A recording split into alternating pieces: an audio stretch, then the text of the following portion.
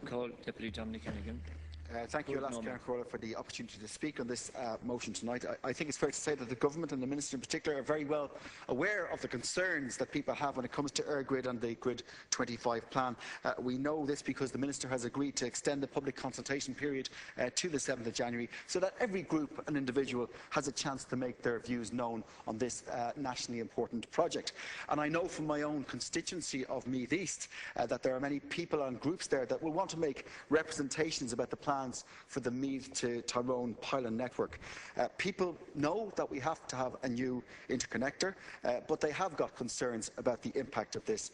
The preferred line of route in my constituency of Meath East shows an additional 92 pylons and up to 200 homes will be within 400 metres of the wires on those pylons. And people are concerned. They're concerned for largely two reasons. Firstly, there's a concern about perceived health risk from the pylons, and secondly, concerns about visual intrusion. And in relation to the health risk, the perceived concern is around the electric field and around the magnetic field. So I was interested to read the Government's report from March 2007 on the health effects of electromagnetic fields, and that report finds that the electric fields are stopped by the walls of a house, which is good news, and the peak magnetic field from a 500 kV line at 100 metres is the same as from a colour television in the living room at a couple of feet.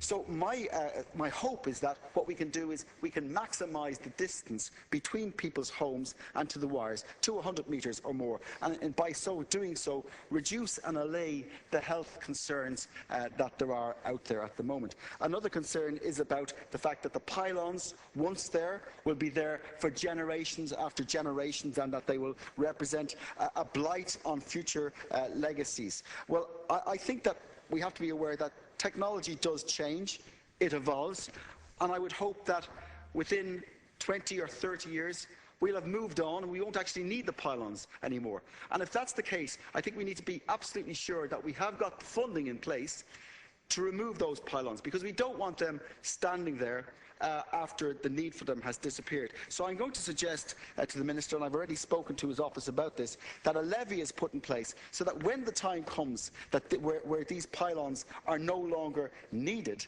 that there's sufficient money in place to take them down. So as part of permission for this project, I'd like the Minister to insist that the potential future removal costs are paid for by an ongoing levy on EirGrid.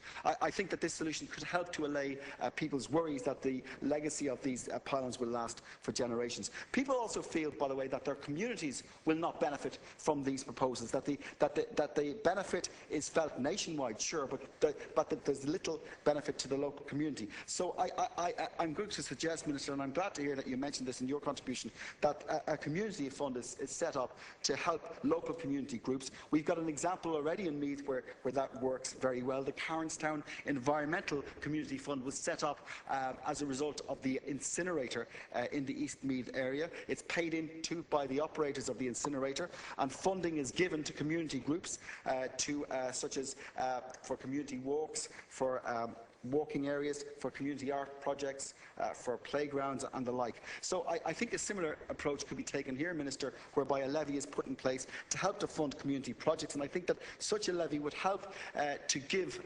something back to the local community. Minister, I think that we need to be very careful and aware of what we do here. People have got very real concerns, and I do think that we need to work towards meeting their concerns as much as we can. People recognise that the infrastructure is needed. They want to make sure that their concerns are taken into account. So I do welcome the extension of the consultation period, and I'd urge EirGrid to make sure that the consultation period is one that where they're fully engaged with local organisations and with local individuals, and that where possible their needs are taken on board.